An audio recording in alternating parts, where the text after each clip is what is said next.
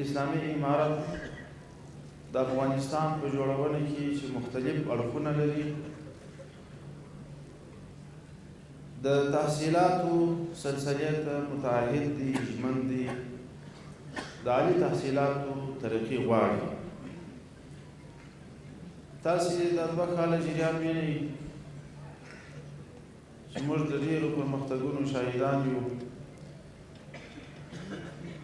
که د نصاب متعلق دي که د تحقیقاتو متعلق دي که د استاد متعلق دي که د زیربنا متعلق دي په دې ټولو اړخونو کې د اسلامي امارت زعیم معالي قدر امیر المؤمنین صاحب حفظه الله همداسې ډول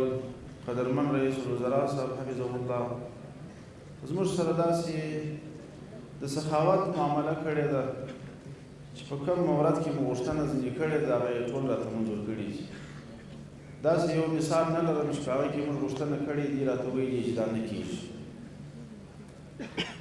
ډېر د تاثر ځای دی 2 ورځې مخکې یا 3 ورځې مخکې د ننګرهار پوهنتون د افغانستان په سطحه مهم پوهنتون دی په هغه پوهنتون کې مجلس بیا قدرمنو مسؤلینو د پوهنتون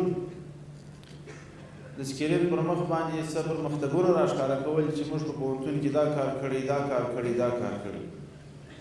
یو وخت چې پوهنتون ته ګورم سکرین کې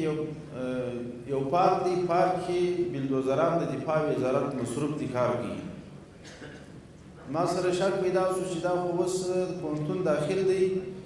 د دفاع وزارت بلدوزر څنګه کار کوي پوښتنه مې وکړه دی راته وویل چې دغه پارک د پوهنتون د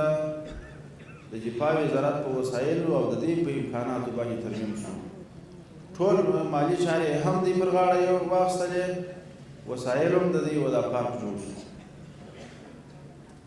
همدا ډول د داخله وزارت قدرمن وزیر صاحب تاسو ویلي چې زموږ سره په مختلفو پروګرامونو کې شرکت لري او په ډېرو مواردو کې زموږ د قدرمنو اساتذه وو مالي ملاتړ هم کړی استادان یې نازولي نو دا د اسلامي امارت تعهد دی چې د دفاع وزارت بلدوزر هم نن په عالي تحصیلاتو کې په خدمت باندې مصروف دي هغه مجاهد چې پرون یې د کفارو سره مقابله کول جګړه یې کول او د جګړې په جریان کې د جهاد تعریف و تخریب البلاد و تعذیب العباد همدا دي چې د وطن وراني براته د جهادي سلسلې په جریان کې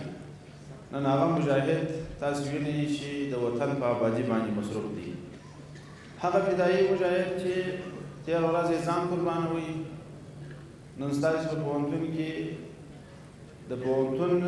د جوړېدو چارې هم د ده په لاس باندې پر مخ روانې دي نو اسلامي امارت دې ته متعهد دی چې د عالي تحصیلات تقویه کړي عالي تحصیلاتو ته وده ورکړي